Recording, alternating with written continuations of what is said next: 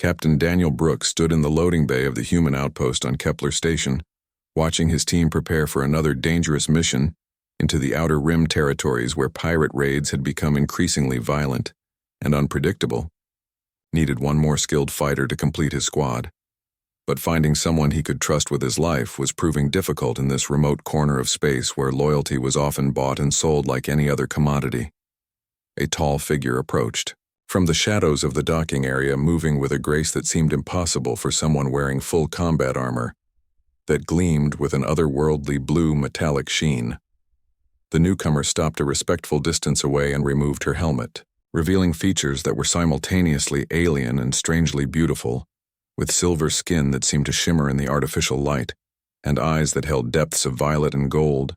"I am Zara, of the Velkari people," she said in accented but clear English, "and I wish to join your team, Captain." Daniel had heard of the Velkari warriors whose reputation for combat prowess was legendary across multiple star systems, but he had never met one in person, and certainly had never considered working alongside one. The Velkari were known to be fiercely independent and proud, often refusing to work with other species because they considered most beings beneath their warrior culture. Why would a Velkari want to join a human crew? He asked, keeping his tone neutral while studying her carefully for any sign of deception. Zara met his gaze without flinching, and he saw something in her eyes that looked like determination, mixed with a hint of desperation. "My people cast me out because I refused to follow orders that would have resulted in the deaths of innocent civilians on a mining colony," she explained. "And now I must prove my worth in a new way by fighting alongside those who value honor over blind obedience."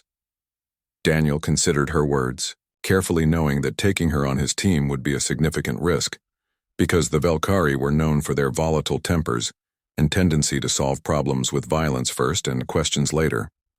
However, he also knew that having a Velkari warrior on his side could mean the difference between success and failure in the brutal conflicts they would face in the Outer Rim. "Before I decide, I need to know what I am working with," he said finally. "And that armor makes it impossible to assess your capabilities properly." Zara nodded slowly as if she had expected this request and without hesitation began removing the pieces of her combat armor one by one. The armor fell away in sections, revealing a form that was humanoid but clearly alien, with lean, powerful muscles that moved beneath her silver skin like liquid metal. She wore only a simple black bodysuit underneath that clung to her athletic frame, and Daniel could see the faint patterns of bioluminescent markings that traced along her arms and neck, glowing softly with an inner light. "These markings," she said, touching one of the glowing lines, "are the history of my battles and the proof of my skill as a warrior. Each one represents a significant victory or a lesson learned through combat, and they cannot be faked or earned through anything other than genuine prowess in battle."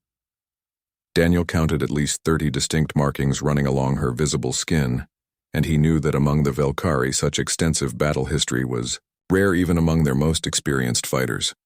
The other members of his team had gathered around, now watching the exchange with mixed expressions of curiosity and concern. Lieutenant Amy Carter, his second in command, stepped forward and crossed, her arms studying Zara with the critical eye of someone who had seen too many fighters who talked big but failed when it mattered. "Can you actually fight? Or are those just pretty decorations?" Amy asked bluntly, and Daniel appreciated her directness, even if it might offend their potential new teammate. Zara turned to face Amy with a slight smile that showed teeth that were just a bit too sharp to be human.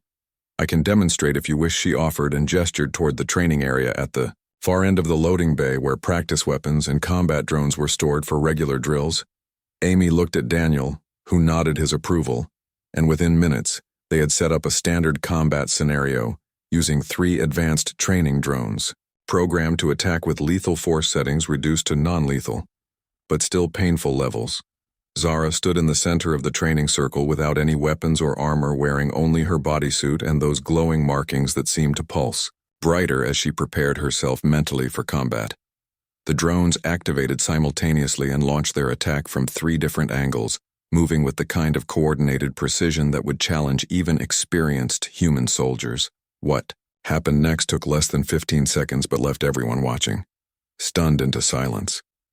Zara moved like nothing Daniel had ever seen before, flowing between the attacking drones with movements that seemed to defy physics, as she twisted and spun, avoiding their strikes by margins so thin they seemed impossible.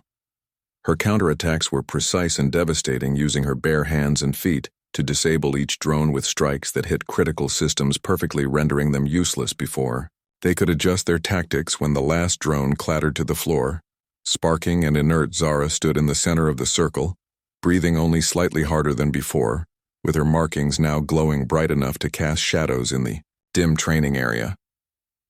The silence stretched for several heartbeats before Amy let out a low whistle of appreciation and nodded slowly. "Okay," she said, looking at Daniel. "I am convinced."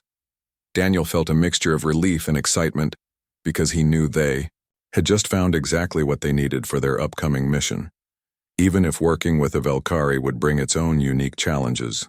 "Welcome to the team, Zara," he said, extending his hand in the human gesture of partnership and agreement. Zara looked at his offered hand for a moment before reaching out and grasping it firmly, her grip strong but controlled. "I will not disappoint you, Captain," she promised, and he believed her because everything about her presence radiated competence and deadly grace. As the team began preparations for their departure, Daniel watched Zara interact with the other crew members, answering their questions about Valkyrie culture and combat techniques with patience that surprised him, given what he knew about her people's reputation for arrogance. Perhaps being cast out from her own kind had taught her humility, or perhaps she had always been different from the typical Valkyrie warrior. Either way, he felt confident that bringing her onto his team was the right decision, even if it meant facing whatever consequences might come from harboring a Valkyrie exile. The mission ahead would test all of them in ways they could not yet imagine, but with Zara fighting alongside them, their chances of success had just increased dramatically. And sometimes, in the dangerous frontier of space, that small advantage made all the difference between survival and becoming just another casualty statistic in the endless conflicts of the Outer Rim territories.